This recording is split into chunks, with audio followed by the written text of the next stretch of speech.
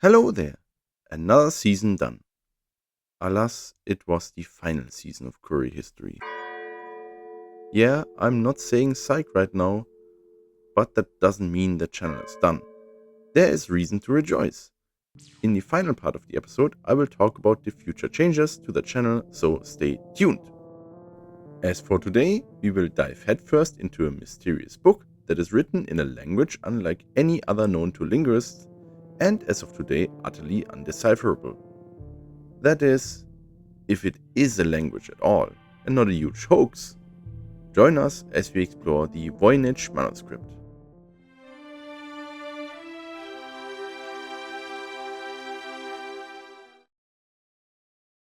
We begin our tale in the late 19th century with Polish antiquarian, noble, revolutionary, and bibliophile Wilfried Voynich.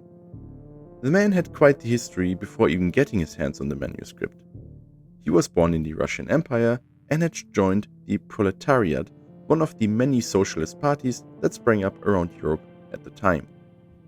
He and fellow party members were busted by the Russian authorities and sentenced to penal servitude. The one upside of this terrible ordeal was that Voynich, who always had a good ear for languages, learned quite a few of those while meeting fellow prisoners from all over the multi-ethnic empire. Eventually he managed to flee and found himself in London, where he first worked as a museum curator and not much later opened his own bookshop. He specialized in rare books and managed to build quite a unique collection. He often traveled all over Europe to find more rare tomes. Then, in 1912, he made the big discovery at the Villa Mondragone in Italy. A book written in a strange language and a foreign alphabet. The book consists of 240 pages, but there is evidence that pages are missing. Next to the writing, there are drawings, usually of plants, animals, and some depicting human anatomy. Voynich concluded it was a book on natural history. But how did it get to Italy? Digging into the history of the manuscript leads to alchemist Georg Barisch, who took possession of it in the 17th century. Where he got it from and from whom is unknown to this day. Barisch failed to decode the puzzling language, so he contacted the Jesuit scholar Athanasius Kircher, a known expert on languages like Coptic. Kircher was immediately hooked and asked to buy the book, which Barisch refused. Upon the alchemist's death, the book, however, found its way to Kircher. A cover letter that was still attached when Voynich acquired the manuscript claimed that an earlier study by a so-called Dr. Raphael, who most likely was a lawyer in the employ of Holy Roman Emperor Rudolf II of Habsburg, found the book was authored by the 13th century English philosopher Roger Bacon. Now Voynich believed this cover letter without the shred of a doubt, and while there is evidence that Rudolf II was indeed once the owner of the manuscript, any relation to Bacon is called into question by modern scholars. Man, any of those names mentioned so far deserved an episode on their own. Why is this book such a magnet for interesting people? Myself not included, I'm not that interesting. In any case, being in Kircher's possession at this point, the Jesuit tried his best to translate it, but failed. After his death, it remained in a papal library until the unification of Italy by King Victor Emmanuel II, who confiscated most church property. Thus the book came to be stored in the Villa Mondragone. Voynich made his findings about the book public in 1915, and ever since then it fascinated scholars and antiquarians alike.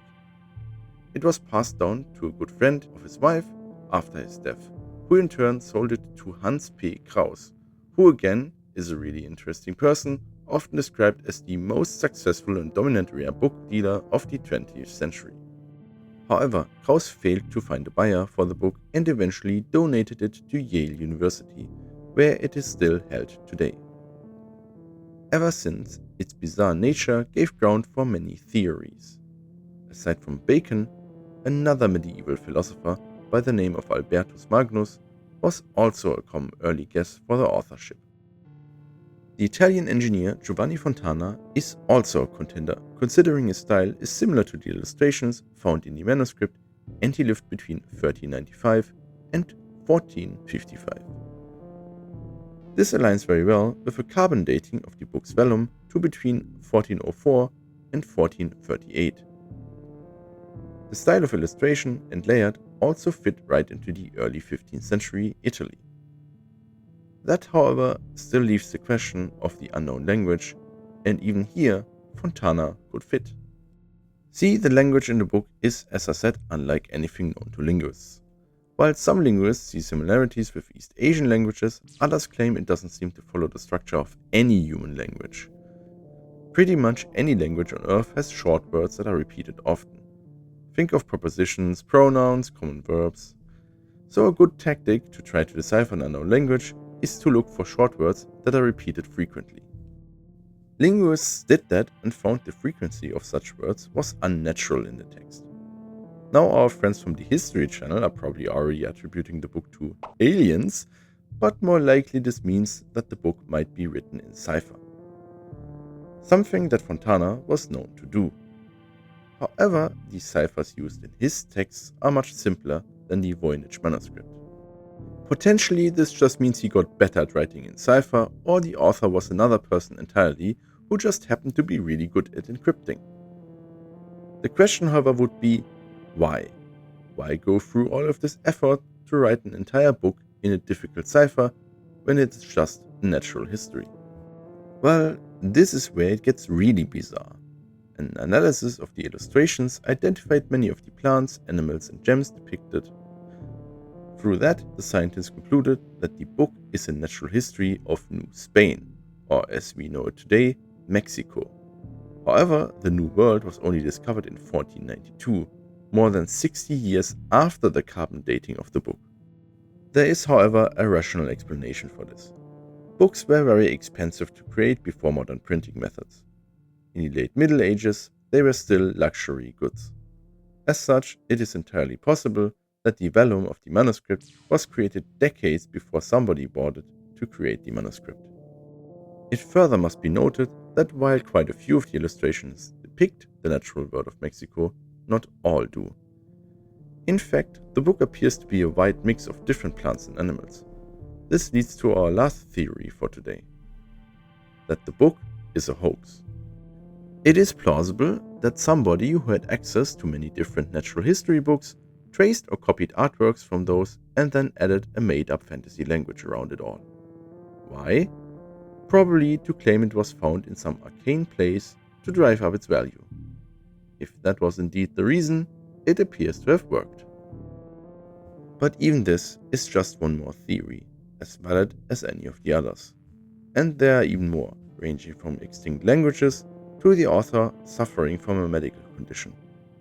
In the end, we still can't tell where and by whom the book was authored, and much less so why. It most likely will remain an enigma, unless by some miracle we find a way to decipher the text. If it has any meaning at all, of course. Now before you go, I have some words about this little project of ours and how we will go forward with it. This always was and is a passion project, something my wife, my artist and I do for fun together. However, we also of course hope to grow the channel, so our passion could be shared. Alas, YouTube made it hard for small channels that focus on videos instead of shorts to grow. You might have noticed it yourself. The YouTube homepage is now clustered with shorts, while fewer and fewer videos are recommended, thus dramatically cutting our reach. While Season 1 regularly was shown to thousands, some videos even to tens of thousands of people, Season 3 is often only in the low hundreds. Of course, we don't do this project for any monetary gain, but it is still a bit disheartening to see viewership drop. We had hoped that posting regular intervals during the seasons would help the channel to stay relevant, but it appears that is not so. So we have decided to move on from the seasons. Aside from putting us both under stress to make sure the videos release on schedule, the naming of the videos might have also deterred potential new viewers, perhaps thinking it would be a bad idea to join in the middle of the season. So from now on we will try to adapt a more regular YouTube style of the titles, and episodes will release when they are ready. We will still try to stay consistent with it. That means we will see if we can do one episode a month without seasonal breaks. In order to do that, we will take one last big hiatus to get a bunch of episodes ready. So hopefully we can also post in times at which we are busy, not healthy or traveling. We would also love to up our subscriber count, so if you dear viewers know any more people who might be interested in our content, we would love it if you shared our channel. Once we reach 250 subscribers, we will release a special fully colored episode. Keep in mind it might not come out the moment we hit the milestone, but it will come out soon thereafter. Okay, enough yapping for now. Thank you all for watching and please leave a like and a comment. I do love responding to all the comments. It's half the fun of posting these videos. Of course, also thank you to my wife, without whose tireless work this channel would not be possible. Until we can come back from our hiatus. Bye. He was born in the Russian Empire and had joined the Voynich made his findings about the the